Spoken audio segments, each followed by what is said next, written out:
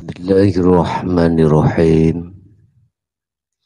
Alhamdulillahi rabbil alamin wa bihi nasta'inu ala umurid dunya waddin. Asyhadu an la ilaha illallah wa asyhadu anna Muhammadan abduhu wa rasuluh. Allahumma salli wa sallim wa barik alaihi wa ala alihi wa ashabihi ajma'in. Rabbi shrahli sadri wa yassirli amri wahlul 'uqdatam min lisani yafqahu qawli. Qala Allahu ta'ala fi kitabil karim. A'udzu billahi minasy syaithanir rajim. Bismillahirrahmanirrahim. Wa ma utitum min syai'in famata'ul hayatid dunya wa zinatuha wa ma 'indallahi khairu wa abqa afala ta'qilun. Shadaqallahul adzim. Amma ba'du. Bapak Ibu hadirin, saudara-saudaraku dimanapun Anda berada. Ada beberapa fase yang dialami oleh setiap diri manusia atau di dalam beberapa alam yang menjadi satu kehidupan manusia. Pertama disebut alamul arwah, alam di mana setiap diri manusia itu hanya bersenggama pada Allah Subhanahu wa ta'ala, di mana mereka semuanya menjawab atas apa yang telah disampaikan oleh Tuhannya. Alastu birabbikum qalu bala syahidna. Wahai ruh, bukankah aku Tuhanmu? Apakah aku Tuhanmu? Maukah kau menyembah padaku? Maka seluruh arwah itu menjawab, qalu bala syahidna. Iya, Engkau adalah Tuhanku dan aku hanya bersaksi, menyaksikan, melihat, mengabdi, bersenggama hanya kepadamu. Bapak Ibu,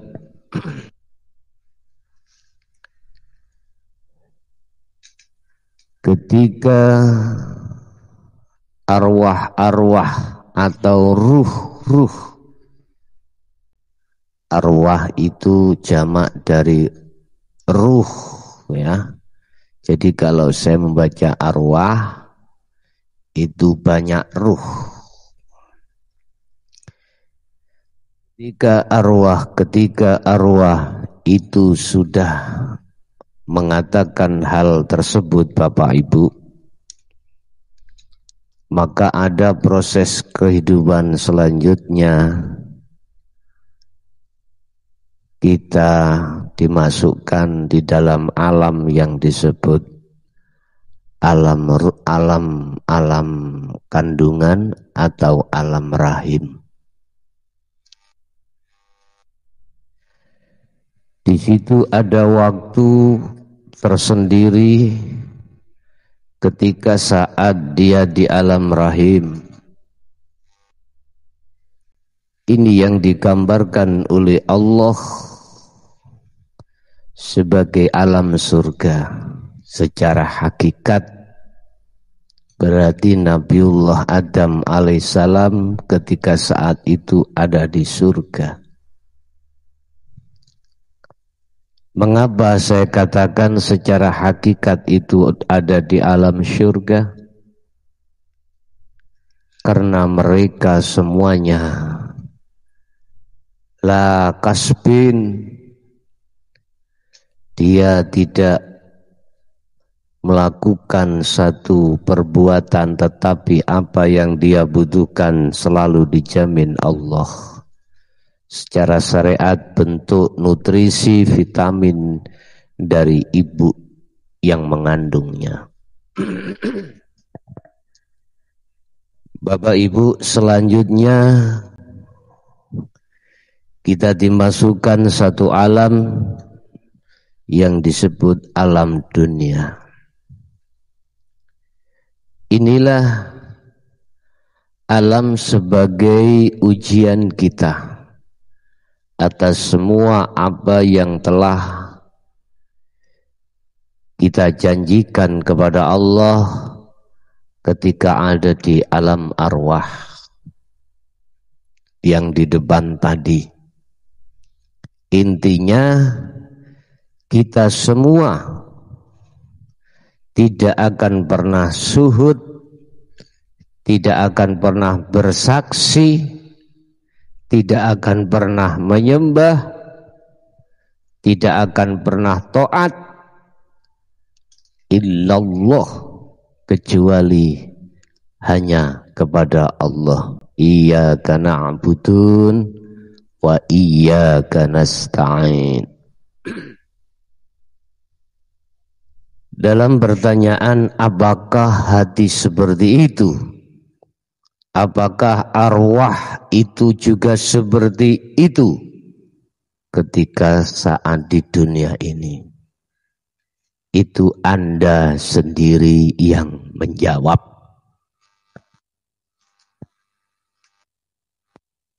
Bapak Ibu,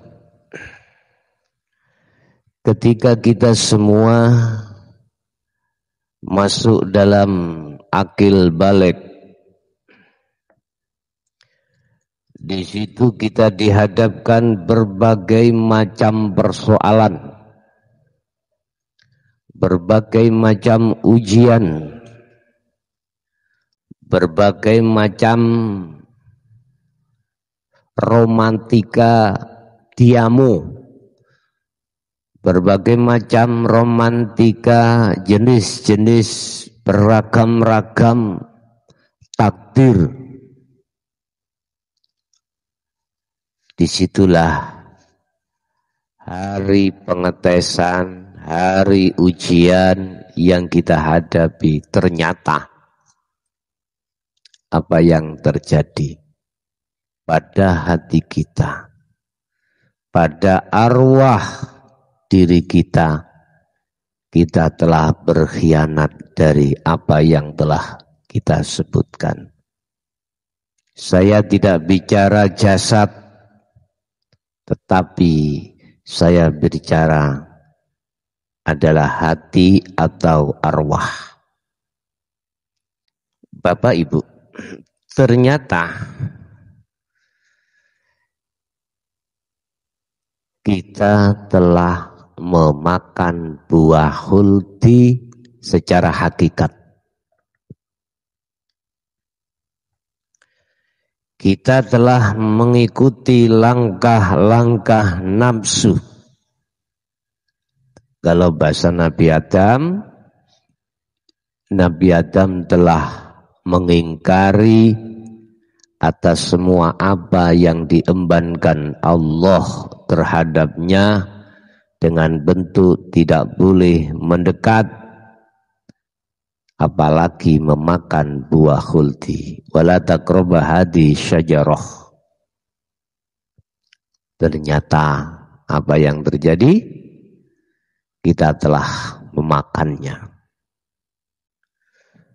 Hati ini telah mengikuti langkah-langkah setan, langkah-langkah nafsu. Wala tattabi'u khutuwati syaitan innahu lakum aduwwun mubin. Padahal Allah sudah mewanti-wanti. Padahal Allah sudah mewarning kita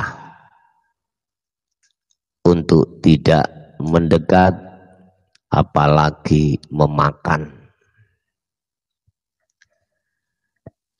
Bapak Ibu hadirin saudara-saudaraku rahimakumullah. Ketika dalam alam ini Allah telah memberikan satu pengajaran terhadap kita di dalam surat Al-Qasas ayat 60. Allah menyebutkan wa ma utitum min syai'in fa mata'ul hayatid dunya wa zinatuha. Dan apa saja yang dihadapkan terhadapmu, apakah itu kekayaan, apakah itu jabatan, apakah itu keturunan, apakah itu kehormatan, apakah itu pujaan masyarakat karena status pada diri kita, itu adalah merupakan satu kesenangan hidup duniawiyah dan merupakan satu perhiasan duniawiyah.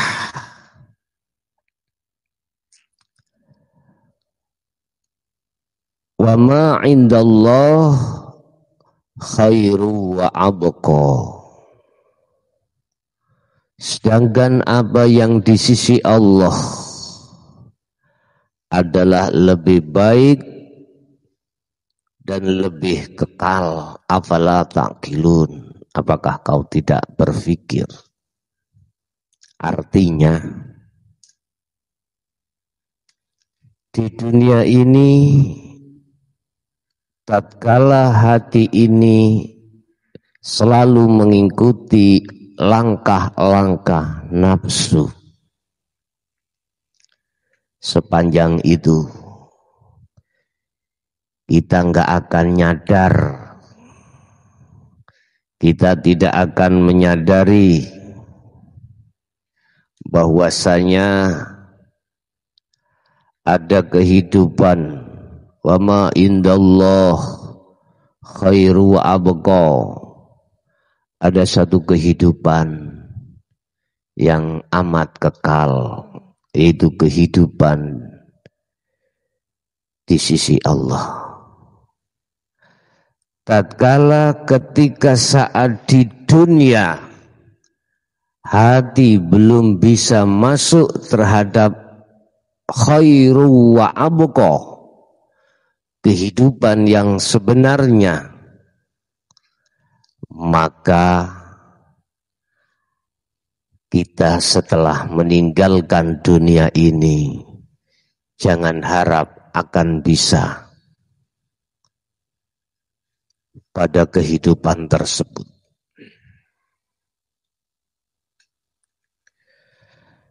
Sepanjang hati ini Bapak Ibu selalu mengikuti apa yang menjadi kehendak hawa nafsu, sepanjang itu hati ini takkan bisa bebas dari belenggu hawa nafsu. Itulah yang disebut sebagai jiwa yang terkunjoro, jiwa yang terbelenggu, jiwa yang terbudak oleh hawa nafsu.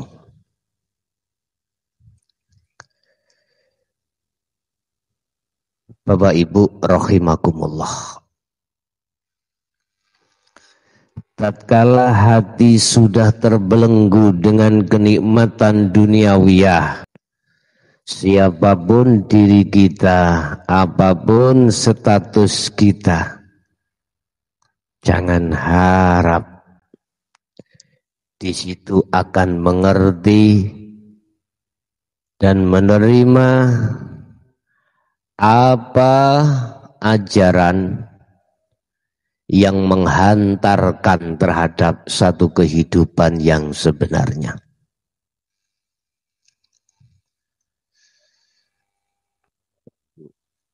Bapak Ibu, ada satu pertanyaan. Apakah ada kehidupan setelah kita di dunia ini meninggal? Bapak Ibu, di dunia ini kita itu sebetulnya adalah satu ujian. Di dunia ini adalah mazra'atul akhirah, ladang sawah, merupakan satu ladang atau sawah kita untuk menanam satu tanaman. Buahnya itu di akhirat. Kalau menjawab satu pertanyaan tadi, apakah kehidupan di dunia ini setelahnya itu ada satu kehidupan? Ada. Itulah yang sebenarnya kehidupan. Dalam ayat tadi dikatakan, wa ma indallah khairu wa abqa. Ada kehidupan yang sebenarnya kehidupan, yaitu kehidupan setelah satu kematian jasad ini. Di dalam dunia syariah dikatakan alam kubur atau alam barzah, alam di mana untuk mengubur jasad ini, Bapak Ibu, di tengah-tengah bumi. Bapak Ibu rahimakumullah,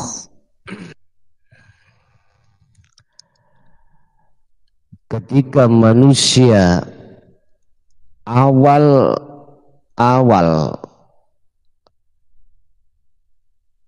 menginjakkan alam setelah kehidupan di dunia ini, disitulah semua arwah yang saat di dunia belum menyadari ada satu kehidupan wa khairu wa abqa,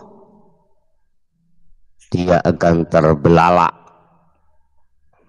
dia akan kaget, dia akan kecewa dan meminta kepada Allah, ya Allah kembalikan saya, barang sesaat saya akan melakukan perbuatan yang hasan, perbuatan yang bagus, yaitu perbuatan yang sesuai dengan janji kita ketika saat di alamul arwah,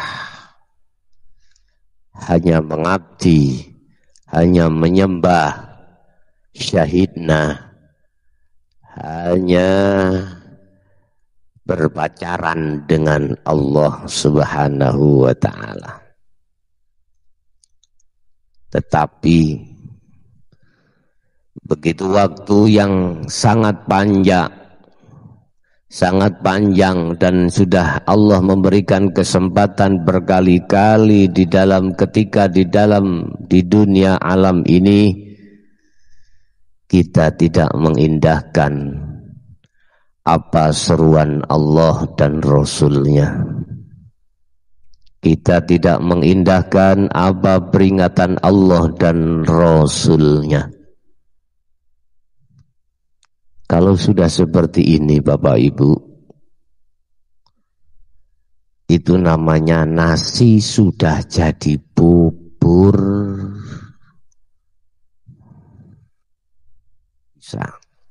Tidak bisa.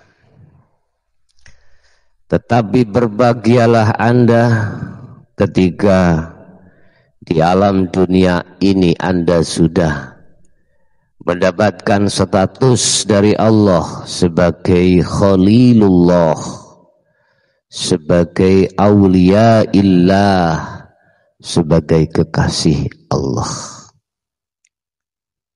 Kekasih adalah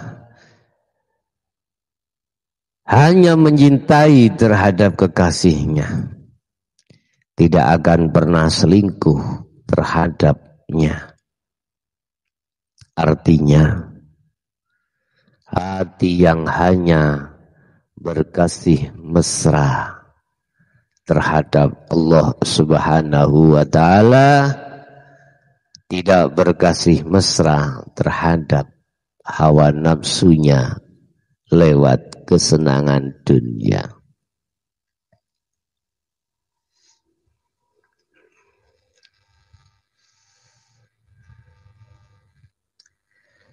Terpesona,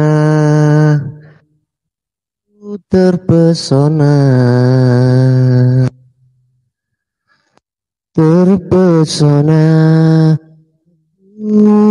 terpesona. Ini kekasih Allah. Hanya melihat wajah kekasihnya.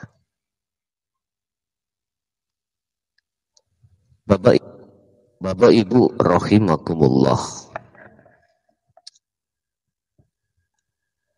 Bagaimanakah kita mengalami suatu kehidupan alam sesudah dunia ini? Di situ ada dua. Ada alam yang ketika kita saat di dunia hati gelap pada Allah, buta pada Allah, di situ juga akan mengalami satu kegelapan. Satu. Dua, ada alam di mana ketika saat kita di dunia hati ini sudah tidak buta terhadap Allah, itulah alam yang terang benderang.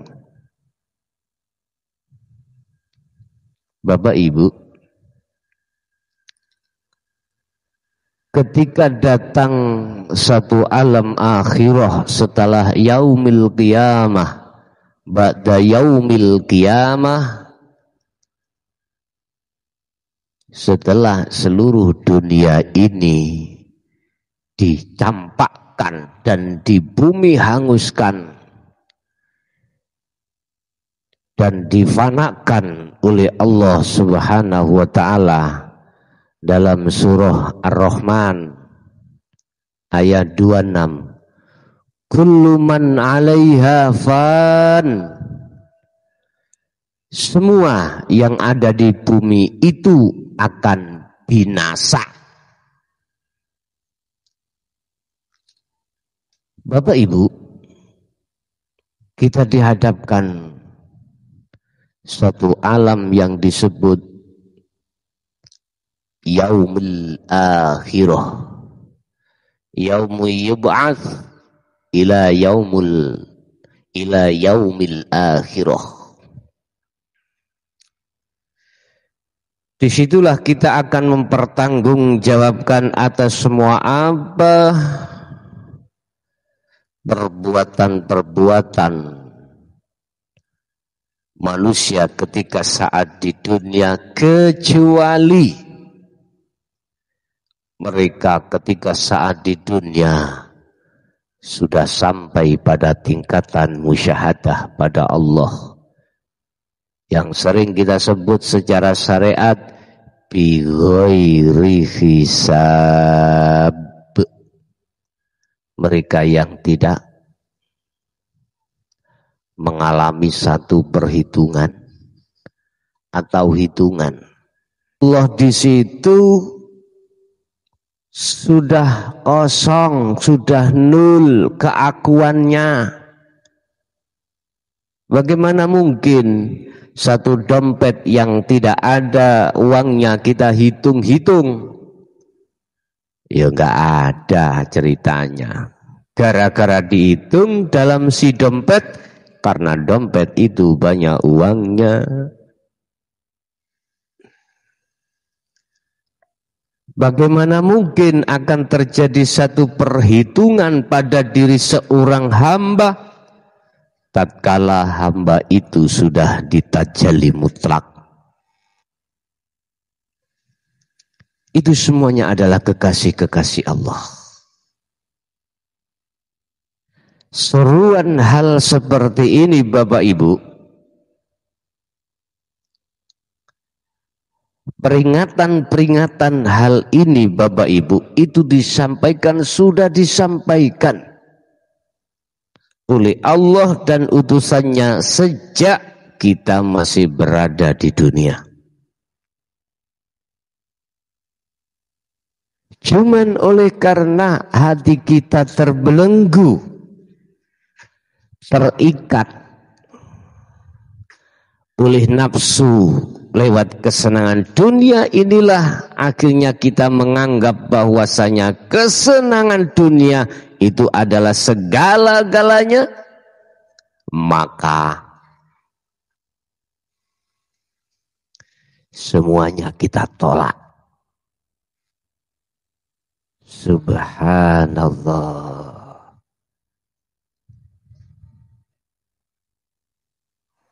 Bagaimana sejarah nenek moyang kita Nabiullah Adam alaihissalam? Dia bisa kembali ke asal negerinya, asal negeri surga,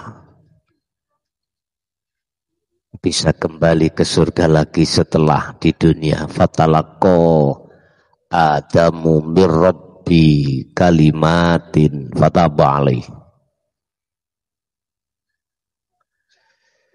Beliau setelah mau menerima ajaran Allah untuk bisa kembali kepadanya. Itukah gambaran kita menerima ajaran Allah, dinul haq, ajaran yang membuka mata hati tentang kebutaan pada Allah.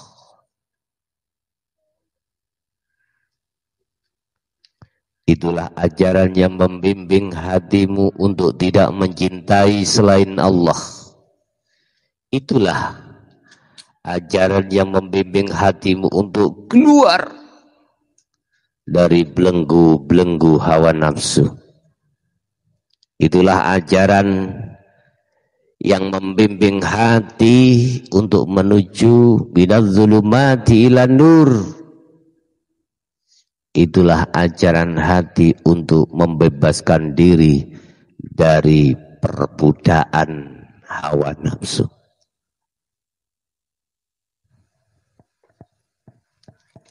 Gara-gara pangkat jabatan, ajaran itu kita tolak. Gara-gara satu kehormatan, kekayaan, ajaran itu kita tolak.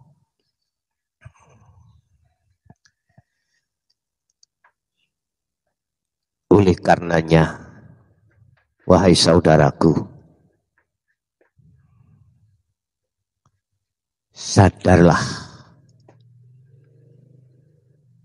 akan itu semua. Ingat 2 poin.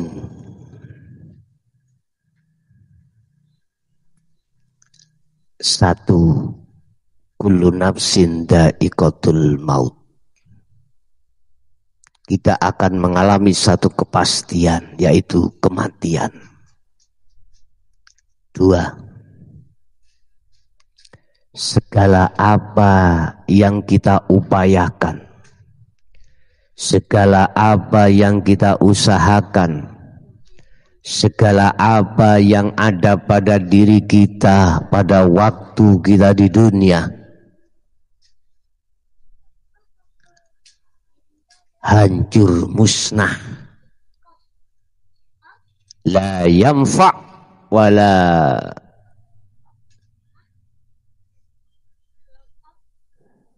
tidak ada satu kemanfaatan buat diri kita.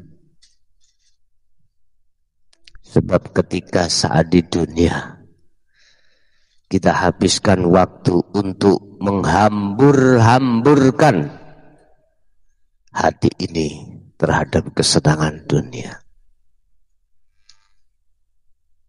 Bukan berarti perkara apa kebutuhan duniawiyah itu tidak penting. Bukan berarti perkara apa kesenangan dunia itu tidak kita butuhkan. Tetapi harus ada batas hati ini. Cukup berhenti pada jasad dan hati tetap pada Allah. Ingat, kita ditunggu hati ini atas kebenaran dari Allah Subhanahu wa ta'ala. Oleh sebab itu, wahai para manusia, apapun agama Anda, apapun negara Anda, apapun suku Anda, ingat, kita nanti akan dikumpulkan satu tempat. Disitulah tempat kebenaran. Semuanya tidak akan berguna apa yang pernah kita upayakan saat di dunia.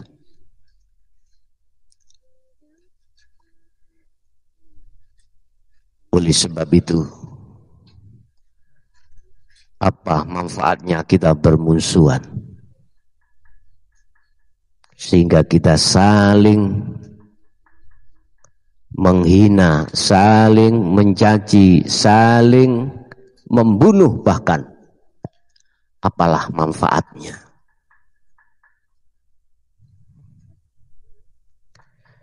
Lepaskanlah belenggu dalam hatimu. Persoalan apapun yang menjadikan hati ini hasud, hati ini takabur, hati ini riya, lepaskanlah. Mari kita sama-sama hati ini bermunajat menghadap kepada Tuhan yang Maha Esa.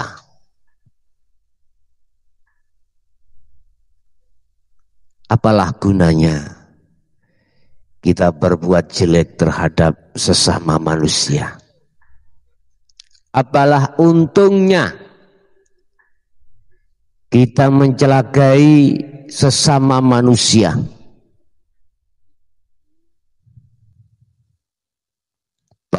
Di situ akan menjadikan satu permusuhan dan satu kekecewaan. Ingat, kita suatu saat akan mati. Apakah kita itu kaya atau miskin, punya jabatan atau tidak,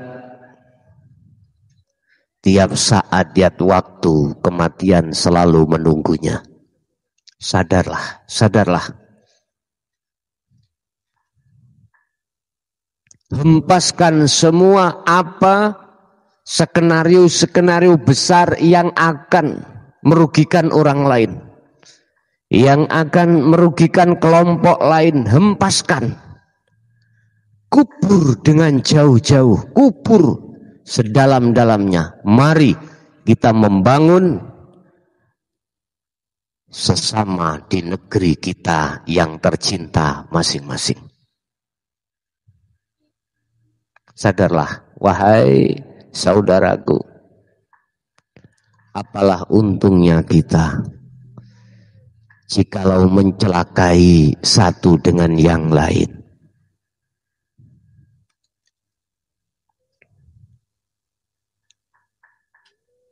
Ingat satu hal, apabila ketika saat di dunia hati ini masih buta terhadap Tuhannya,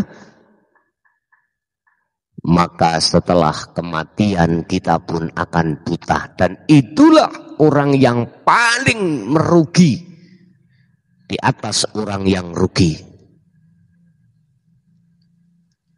Merugilah kita Bapak Ibu. Hati dan pikiran kita pergunakan untuk membesarkan kelompok kita, membesarkan pengaruh kita, memperkuat ketahanan kita. Satu sisi hati kita, jiwa kita sendiri terbelenggu oleh hawa nafsu. Maukah Anda sebagai seorang seperti lilin menerangi orang tapi hancur sendiri? Jangan.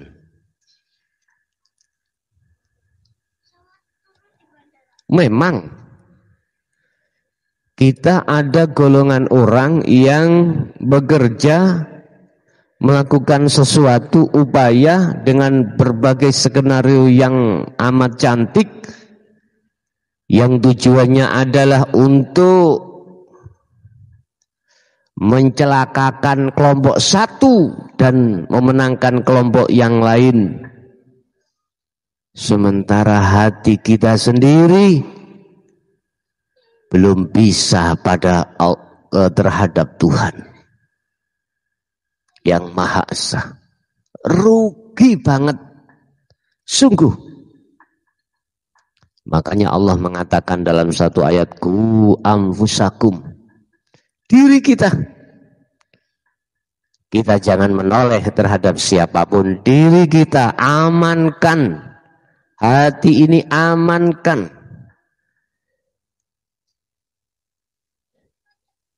dari ocehan hawa nafsu,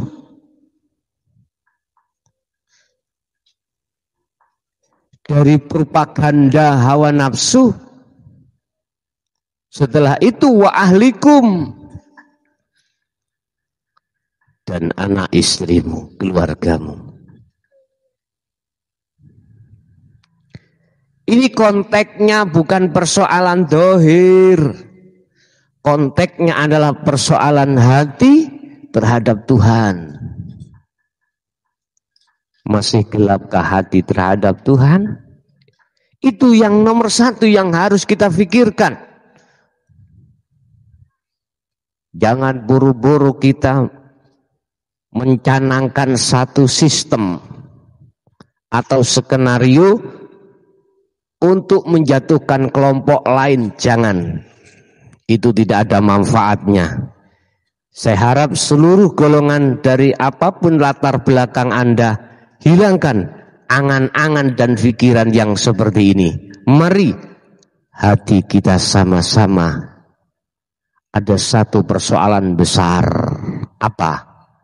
Hati ini masih gelap pada Tuhan yang Maha Esa. Kita upayakan bagaimana caranya hati ini menjadi terang benderang terhadap Tuhan yang Maha Esa. Setelah itu keluarga kita. Sebab semuanya itu kita akan ditunggu satu masa, yaitu kematian, yang di situ Anda tidak bisa berbuat apa-apa. La yastaqdimuna la yastakhirun. Hal itu manakala sudah datang, tidak akan pernah bisa dimajukan atau diundurkan. Subhanallah. Saudaraku, kalau kita saat ini ada rencana menyeting untuk kelompok lain jatuh, untuk orang lain jatuh, sudahi. Mari kita sibukkan hati ini hanya untuk pada Tuhan yang Maha Esa, karena kita akan dipanggil suatu saat, dan itu kita tidak tahu. Merugilah kita manakala panggilan itu sudah datang, kita belum ada satu persiapan. Dari instansi manapun Anda, mari kita saling membangun hati ini hanya kepada Tuhan yang Maha Esa. Boleh di sela-sela itu kita membangun secara fisik ini, tapi itu tidak akan pernah berhasil manakala kita disibukkan baik fikir maupun hati untuk menjatuhkan orang lain supaya mengamankan status kita. No, jangan kau lakukan itu. Apalah guna dan manfaatnya? Yang ada pasti penyesalan di kemudian hari. Percayalah. Bapak Ibu hadirin, saudara-saudaraku, dimanapun Anda berada, masuk dalam satu kesimpulan.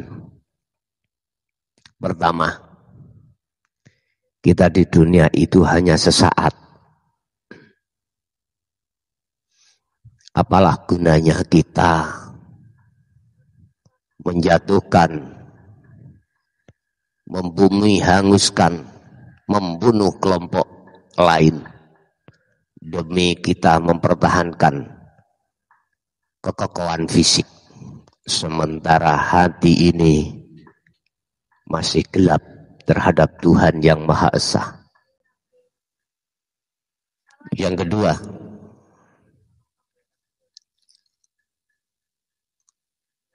hal yang pasti akan terjadi adalah kematian, dan di situ kita nanti masuk dalam fase di mana kita akan mempertanggungjawabkan semua apa yang pernah kita lakukan saat di dunia. Yang ketiga, apalah manfaatnya? Wahai saudaraku, baik dari agama manapun, golongan manapun, suku manapun, apalah manfaatnya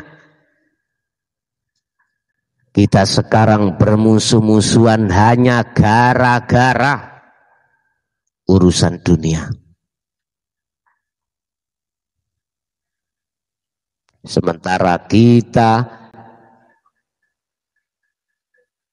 tidak menyibukkan bagaimana hati untuk menyelamatkan diri dari hawa nafsu. Mari kita berpikir dengan jernih, hati dengan tenang. Aku yakin manakala Anda masuk dalam ajaran Tuhan yang paling dalam, pasti semua apa rencana buruk kita terhadap orang lain, golongan lain untuk kita jatuhkan, pasti akan kita kubur.